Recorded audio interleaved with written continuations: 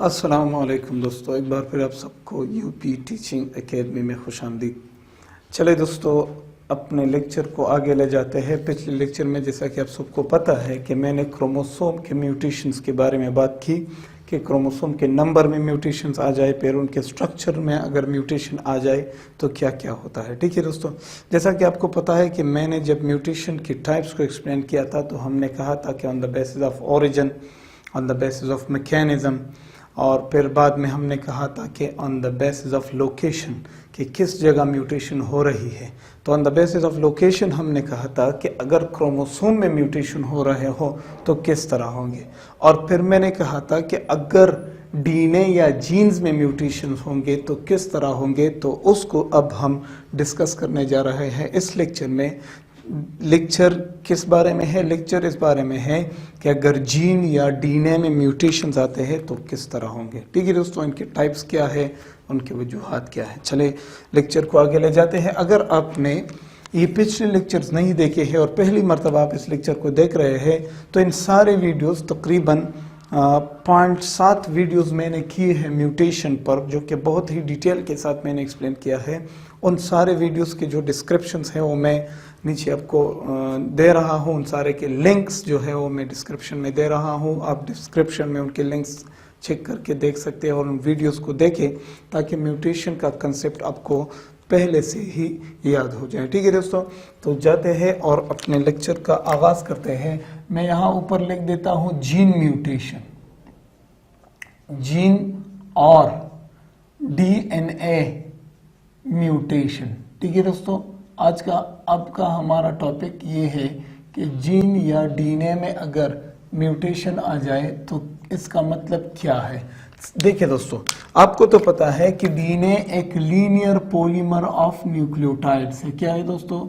DNA एक linear polymer of nucleotides है। यहाँ पर क्या होते हैं? यहाँ पर सारे के सारे मेरे प्यारे दोस्तों न्यूक्लियोटाइड्स होते हैं। ठीक है, आपको पता है यहाँ पर बहुत सारे न्यूक्लियोटाइड्स पाए जाते हैं और ये ही न्यूक्लियोटाइड्स जाकर हमारे बॉडी में जितने भी फैसले होते हैं, जितने भी काम होते हैं, सारे के सारे काम इन्हीं न्यूक्लियोटाइड के बिना पर, इन्हीं न्यूक्लियोटाइड की सोच के मुताबिक होती है। ठीक है दोस्तों, तो ये है हमारा जो डीएनए है वो इस तरह का होता है। बहुत ही सिंपल स्ट्रक्चर मैंने बनाया डीएनए का ताकि आपको समझने में आसानी हो। डबल स्ट्रैंडेड डीएनए है हमारा, डबल स्ट्रैंडेड डीएनए है और इस पर बहुत सारे लाखों के न्यूक्लियोटाइड्स हैं, मिलियंस ऑफ न्यूक्लियोटाइड्स हैं जो कि जीन्स बनाते रहते हैं। ठीक है दोस्तों, जो कि जीन्स बनाते रहते हैं। और यहाँ पर आप देख सकते हैं कि ये ट्रिपलेट्स है। ट्रिपलेट का मतलब 3-3 बेस पेयर्स हैं और यही 3 बेस पेयर्स जो है वो एक अमाइनो एसिड के लिए कोड रखते हैं। अमाइनो एसिड्स के लिए क्या रखते हैं दोस्तों? कोड रखते हैं। तो ये एक कोड है अमाइनो एसिड के लिए, ये दूसरे अमाइनो एसिड के लिए, तीसरे के लिए, चौथे के लिए, 5वें के लिए, और ये इसी तरह बहुत सारे अमाइनो एसिड्स के लिए डीएनए पर क्या है दोस्तों? कोड्स हैं, जिन्हें हम क्या कहते हैं? जेनेटिक कोड्स कहते हैं। क्या कहते हैं दोस्तों? जेनेटिक कोड्स कहते हैं। अब अगर इन जेनेटिक कोड्स में चेंजेस आ जाए, इन जेनेटिक कोड्स में अचानक तब्दीली आ जाए तो इनको हम म्यूटेशन इन जीन्स या डीएनए कहते हैं। ठीक है दोस्तों, अब किस तरह हो जाए? अगर हमारे पास एक न्यूक्लियोटाइड है जिसका नाम है एडेनिन, दूसरे का नाम है थाइमिन, दूसरे का नाम है साइटोसिन, ये नॉर्मल था। ये क्या था? नॉर्मल था। ये एक बेस पेयर है। ठीक है दोस्तों, और इसी तरह इसके साथ ही पहलू में खड़ा एक और बेस पेयर है जिसका नाम है गुआनोसिन, साइटोसिन, और दूसरा है दोस्तों थाइमिन। तो ये दूसरा बेस पेयर है। ठीक है, ये जो ट्रिपलेट है, 3 है ना, 3 बेसिस है, तो ये ट्रिपलेट के किसी खास अमाइनो एसिड के लिए होता है। ये ट्रिपलेट किसी खास अमाइनो एसिड के लिए होता है। ठीक है दोस्तों, अब अगर इन बेसिस में चेंजेस आ जाए, अगर ऐसा हो जाए कि इस यहाँ पर एडेनिन हो और खुदा न करे थायमीन की जगह साइटोसिन आ जाए और साइटोसिन दूसरा भी रह जाए। तो यहाँ अगर आप देख सकते हैं कि ओरिजिनली थायमीन और थायमीन की जगह साइटोसिन आ गया, तो ये म्यूटेंट हो गया। क्या हो गया दोस्तों? म्यूटेंट हो गया। अब मैं आपको बताता हूं कि ATC एक खास अमीनो एसिड बनाता था। अब अगर ATC की जगह ACC आ गया तो यहां तो नया अमीनो एसिड बनेगा ना। फॉर एग्जांपल ये एक अमीनो एसिड के लिए था और ये जो कोड है ACC ये दूसरे अमीनो एसिड के लिए। अगर ये बेस पेयर वो अमीनो एसिड बनाता था जो इससे बनता था, अब अगर इसमें चेंज आ गई तो ये तो वो अमीनो एसिड नहीं बनाएगा। ठीक है, तो इसे कहते हैं कि अगर डीएनए या जीन में म्यूटेशन आ जाए, चेंजेस आ जाए, तो इसको हम जीन्स म्यूटेशन इन जीन्स और डीएनए कहते हैं। ठीक है दोस्तों, जीन क्या होता है? देखिए दोस्तों, जीन क्या होता है? आप सबको पता है कि डीएनए एक पॉलीमर ऑफ न्यूक्लियोटाइड्स है। ये सारे के सारे क्या है? ये सारे के सारे न्यूक्लियोटाइड्स हैं। तो पॉलीमर का मतलब है लॉन्ग चेन। तो सबसे पहले डीएनए को डिफाइन करते हैं। क्यों ना हम सबसे पहले डीएनए को डिफाइन करें। What is DNA?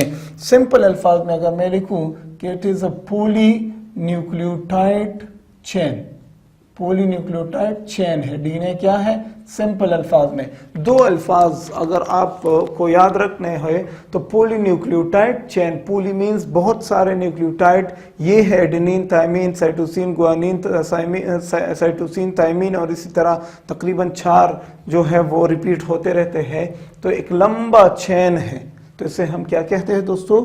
डीएनए कहते हैं। ठीक है दोस्तों, अब इसके बाद जीन क्या है दोस्तों? Gene, what is gene? इस चैप्टर के शुरू में भी जब मैं बेसिक डिफिनेशंस कर रहा था तो मैंने इन सारों को समझाया है आपको। What is gene? इस डीएनए का एक छोटा सा टुकड़ा, डीएनए का एक छोटा सा हिस्सा जो एक स्पेशल प्रोटीन या अमीनो एसिड बनाने के लिए जरूरी हो, उसे हम जीन कहते हैं। तो मैं लिख देता हूं स्मॉल पीस ऑफ, सिंपल अल्फाज में समझने वाले अल्फाज है दोस्तों, small piece of DNA which contain code, which contain genetic codes, simple मैं लिख देता हूं which contain genetic codes, जिनमें जेनेटिक कोड्स होते हैं। देखिए ये मैंने लिखा है ना जेनेटिक कोड्स। तो जीन क्या है? जीन डीएनए का एक छोटा सा टुकड़ा होता है, एक छोटा सा हिस्सा होता है जिनमें जेनेटिक कोड्स पाए जाते हैं। ठीक है दोस्तों, अब हम कहते हैं कि म्यूटेशंस किस तरह आते हैं। म्यूटेशन या तो एक बेस पेयर में आ जाएगा या इस तरह। देखिए यहां पर आप देख रहे हैं कि ये एक बेस पेयर है, ये एक कोड है, जेनेटिक कोड है। अब इस स्मॉल जेनेटिक कोड में चेंज आ गई है, तो या तो चेंजेस या तो म्यूटेशंस इस तरह आएंगे, या म्यूटेशंस इस तरह आएंगे कि एक लॉन्ग पार्ट डीएनए का एक बड़ा सा हिस्सा, यहाँ पर बहुत सारे कोड्स है, बहुत सारे कोड्स हैं, तो इन सारे कोड्स में जो है वो म्यूटेशन आ गए हैं। ठीक है दोस्तों, ये म्यूटेंट हो गए। तो या तो म्यूटेशन एक जीन में आ जाएगा या म्यूटेशन बहुत सारे जीन्स में आ सकते हैं। या तो म्यूटेशन एक ही बेस पेयर में आएगा या तो म्यूटेशन बहुत सारे बेस पेयर्स में आ सकते हैं। सो मैं लिख देता हूं म्यूटेशंस में अकर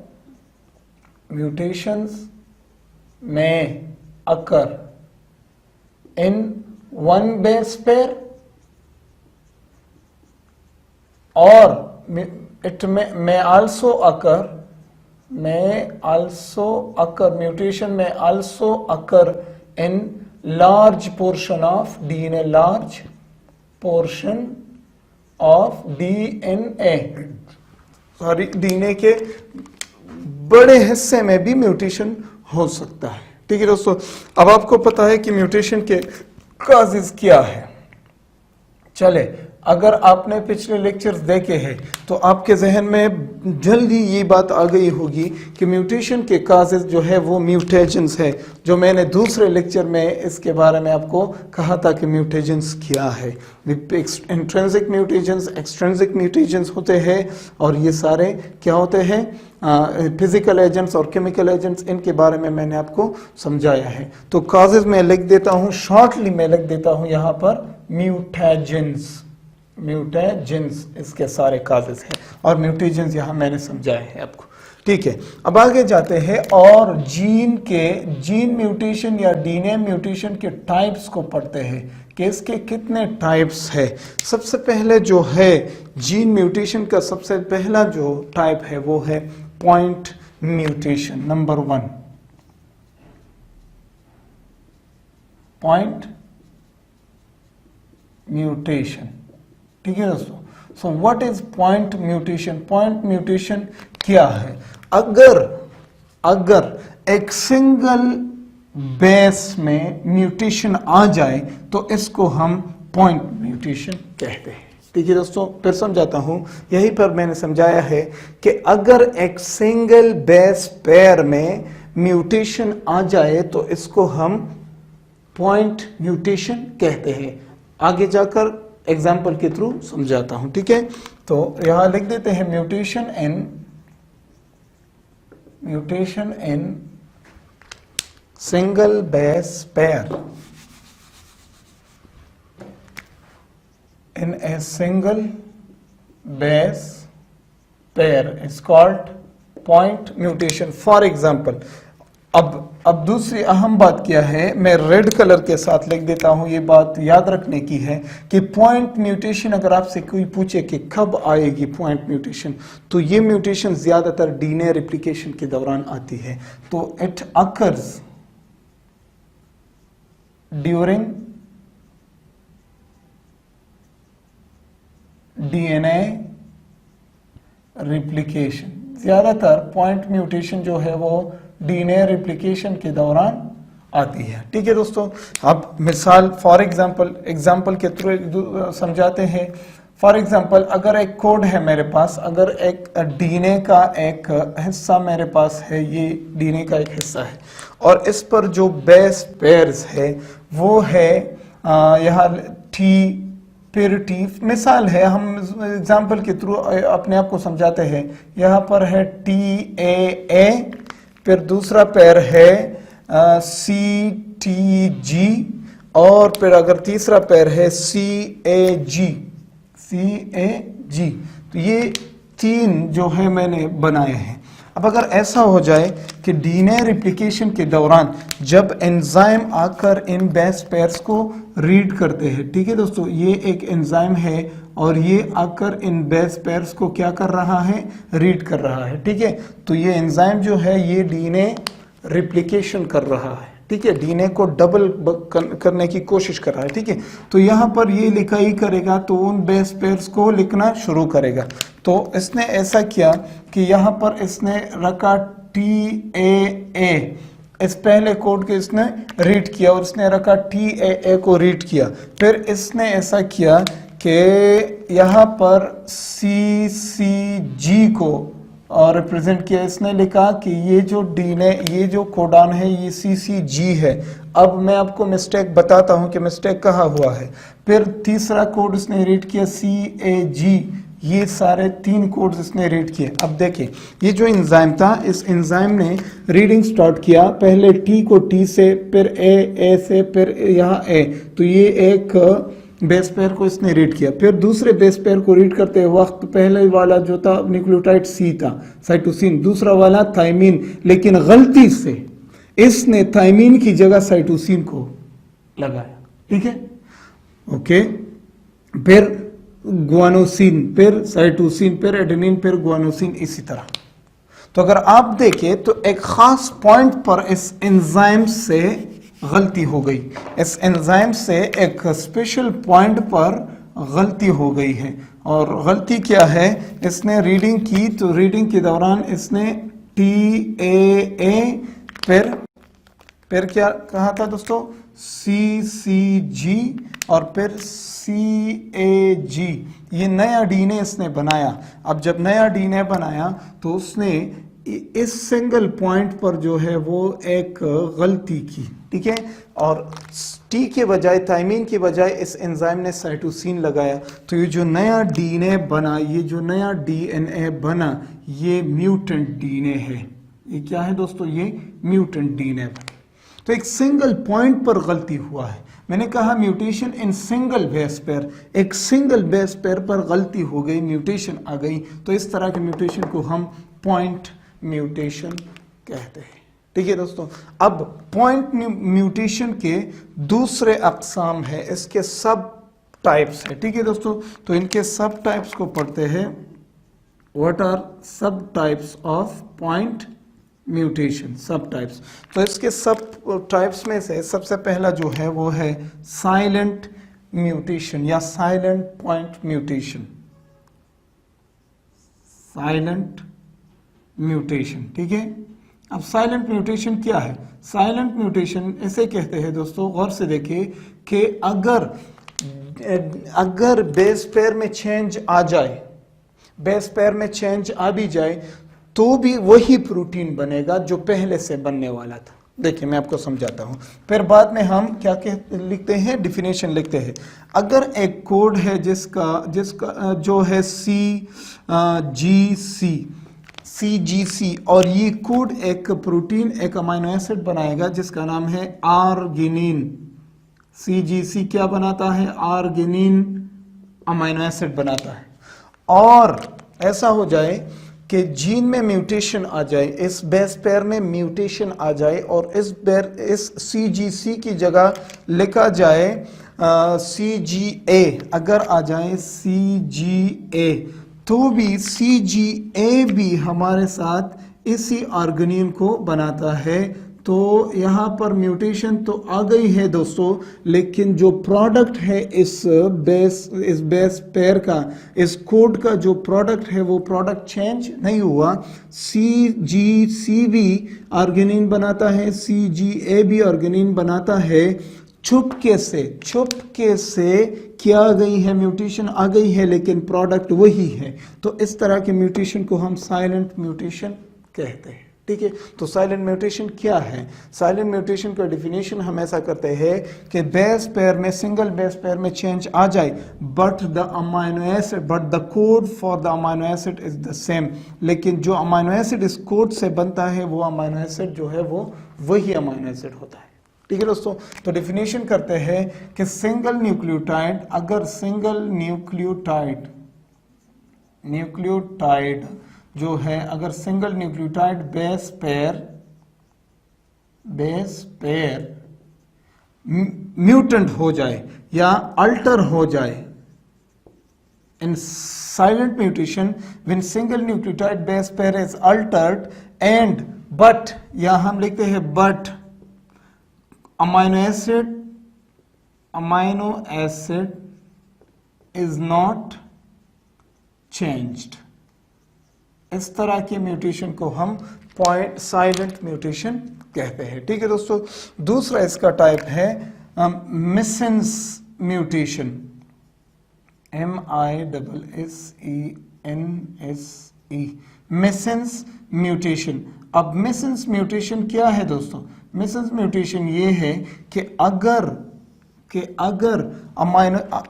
बेस पेयर में चेंज आ गया तो उस चेंज की वजह से अगर उस अमीनो एसिड की जगह दूसरा अमीनो एसिड बनना शुरू हो गया तो इसे हम मिसेंस म्यूटेशन कहते हैं। मिसाल के थ्रू आपको समझाता हूं कि अगर ये CGC जो है ये कौन सा अमीनो एसिड बना रहा था? ये बना रहा था आर्गिनिन।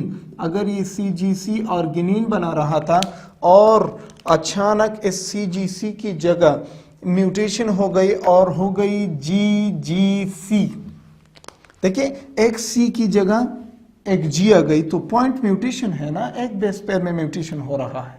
ठीक है, बहुत सारे बेसिस में नहीं हो रहा, एक ही बेस में हो रहा। तो CGC की जगह आ गई, इस C साइटोसिन की जगह ग्वानोसिन आ गई, ग्वानोसिन साइटोसिन, तो ये बनाएगा एक नया अमीनो एसिड जिसे हम ग्लाइसिन कहते हैं। क्या कहते हैं? ग्लाइसिन। अब आप गौर से देखिए, अगर हमें चाहिए ये वाला CGC और इसमें अगर म्यूटेशन आ गई तो फिर तो आर्गिनिन का जो अमीनो एसिड है वो मिस हो जाएगा, वो नहीं बनेगा। आर्गिनिन की जगह पर ग्लाइसिन बनेगा, और जिस प्रोटीन में आर्गिनिन की ज़रूरत होती है उसमें आर्गिनिन नहीं होगी। तो जब आर्गिनिन नहीं होगी तो वो प्रोटीन, आर्गिनिन का जो फंक्शन होता है उसमें वो फंक्शन मिस होगा।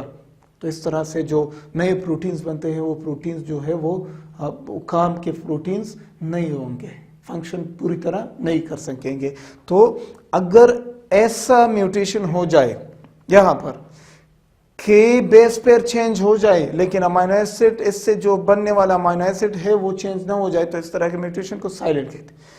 और अगर ऐसा म्यूटेशन हो जाए बेस पेयर में कि इससे बनने वाले अमाइनो एसिड चेंज हो जाए, तो इसको हम मिसेंस म्यूटेशन कहते हैं। ठीक है दोस्तों, क्लियर। नेक्स्ट जो इसका सब टाइप है वो है नॉन सेंस या non missense mutation. Non sense या नॉन मेसेंस भी आप इसे कहते हैं, नॉनसेंस म्यूटेशन। ये एक खतरनाक किस्म का म्यूटेशन है।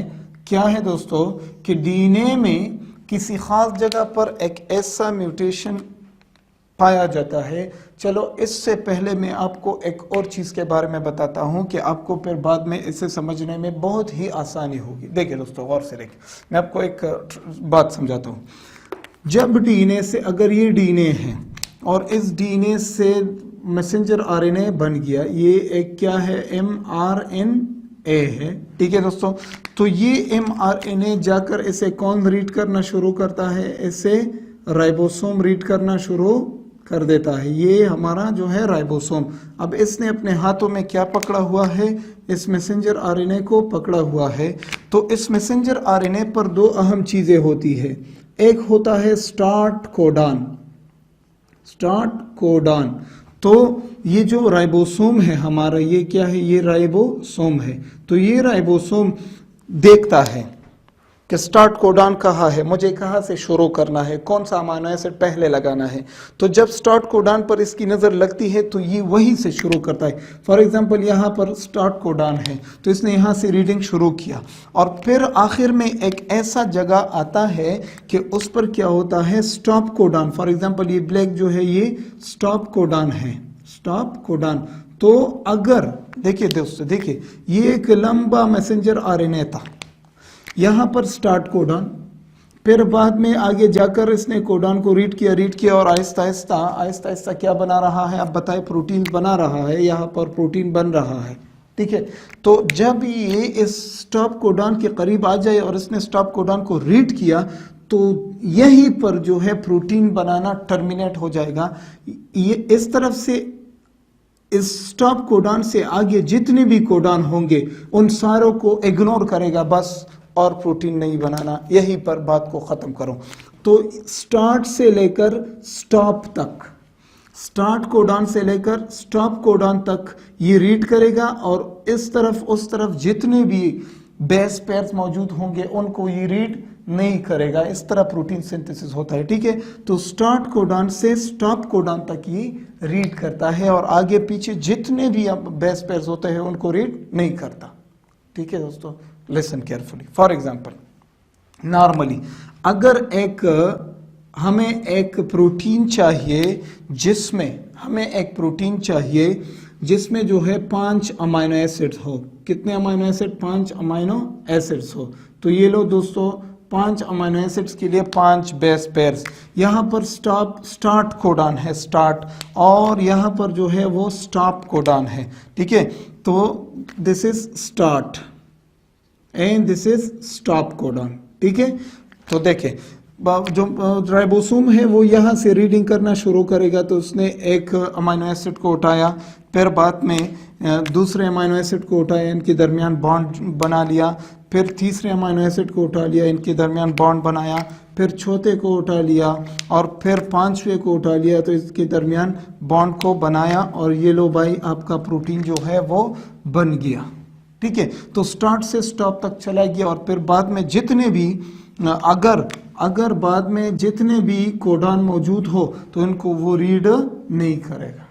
इस तरह से अब देखिए, हमें एक प्रोटीन चाहिए जिसमें 5 अमाइनो एसिड्स हो। मिसाल के तौर पर हमें एक ऐसा प्रोटीन चाहिए जिनमें 5 अमाइनो एसिड्स हो। अगर ऐसा हो कि यहाँ पर डीएनए का एक सीक्वेंस है, मैसेंजर आरएनए तो डीएनए से ही बनता है ना। अगर डीएनए का एक सीक्वेंस है कि उस सीक्वेंस में जो है वो म्यूटेशन आ गई है, उस बेस पेयर में यहाँ पर क्या आ गई है, म्यूटेशन आ गई है, म्यूटेंट हो गई है, जिसकी वजह से स्टॉप कोडॉन जल्दी बन जाता है। ठीक है, देखिए दोस्तों, 1 2 3 4 5 अमीनो एसिड के बाद स्टॉप कोडॉन आया। अगर ऐसा हो जाए कि हमें प्रोटीन जो चाहिए, प्रोटीन उसमें 5 अमीनो एसिड्स हो, लेकिन अगर ये स्टॉप कोडॉन यहां पर आ जाए, यहां पर स्टॉप आ जाए, तो कितने अमीनो एसिड का प्रोटीन बनेगा, 2 अमीनो एसिड्स का, लेकिन हमें तो चाहिए 5 अमीनो एसिड। तो क्यों स्टॉप हो गई, क्यों 2 अमीनो एसिड्स का प्रोटीन बना, क्योंकि स्टॉप कोडॉन जो है वो यहां पर आ गया है। ठीक है दोस्तों, देखिए समझाता हूं।